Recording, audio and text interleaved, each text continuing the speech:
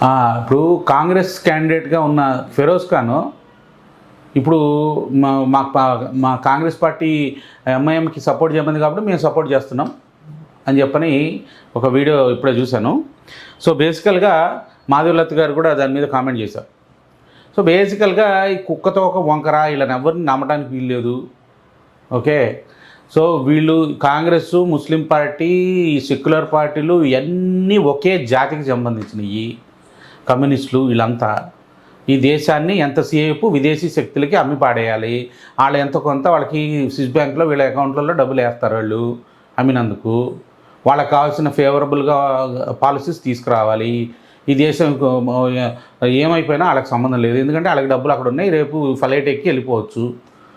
శ్రీలంకని అట్లాగే చేస్తున్నారు, పాకిస్తాన్ పరిస్థితి అట్లాగే తయారైంది, నేపాల్ పరిస్థితి అట్లాగే ఉంది, బర్మా పరిస్థితి అట్లా ఉంది. ఈ చైనాకి, అమెరికాకి, ఆ కంట్రీకి, ఈ కంట్రీకి అమ్మిపాడేస్తున్నారు ఈ దేశాన్ని. కాబట్టి ఈ పార్టీని నమ్ముకోవద్దు. సో మాధవలత గారు కరెక్ట్గా స్పందించారు. సిగ్గుసరం లేదు నీకు రేవంత్ రెడ్డి, నువ్వు పోయి ఓవైసీకి సపోర్ట్ చేస్తావా అని చెప్పి అన్నది. రైట్. సో కాబట్టి ప్రతి ఒక్క హిందువు బయటకు వచ్చి ఓటేయండి. హైదరాబాద్లో మాధవలత గారు ఇంకొంచెం కళ్ళు కనుక తెరుచుకుంటే మన హిందువులు, ఈ బీఆర్ఎస్ పార్టీకి, ఆ పిరమిడ్ పార్టీ, లేకపోతే ఆ బ్రాహ్మణ పార్టీలు, ఆ పార్టీలు, ఈ పార్టీలు అనే వాళ్ళకి వేయకండి. బీజేపీకి మాత్రమే వేయండి. ఈసారి మాధవలత కనుక గెలిచిందంటే ఇక రచ్చ తయారవుతుంది. ఓవైసీని కనుక ఓడిస్తే ఇక ఉంటుంది. చూడండి, మాధవలత గారికి ముస్లిం ఉమెన్స్ కూడా చెప్తున్నా, ఆడపిల్లల కూతుర్లు ఉన్న ముస్లిం మగ పురుషులకు కూడా చెప్తున్నా, మీ పిల్లల భవిష్యత్తు బాగుండాలంటే యూనిఫామ్ సివిల్ కోడ్ తీసుకురావాలి.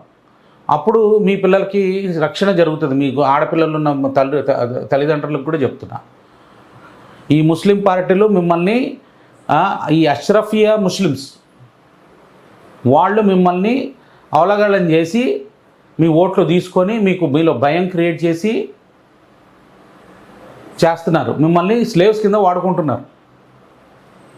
ఈ పస్మందా ముస్లిమ్స్ అంటే మన భారతదేశానికి సంబంధించిన ముస్లిమ్స్ ఎవరైతే భయాందోళనకు చెంది వాళ్ళు కత్తులు భయానికి కన్వర్ట్ అయిన వాళ్ళు ఎవరైతే ఉన్నారో వాళ్ళందరికీ నేను ఇస్తున్న సందేశం ఏంటంటే, మీరందరూ కూడా బీజేపీకి వేయండి.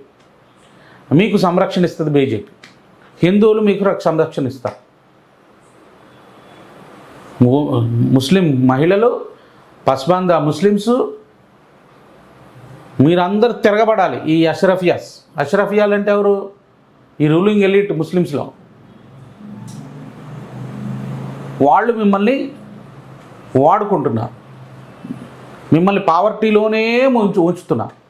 కాబట్టి మీరు కూడా బీజేపీకి ఓటేయండి. మీకు అడిషనల్ బెనిఫిట్ బీజేపీతో వస్తుంది, మీకు ఫ్రీడమ్ వస్తుంది ఈ అష్రఫియా ముస్లిమ్స్ తోటి. జై హింద్.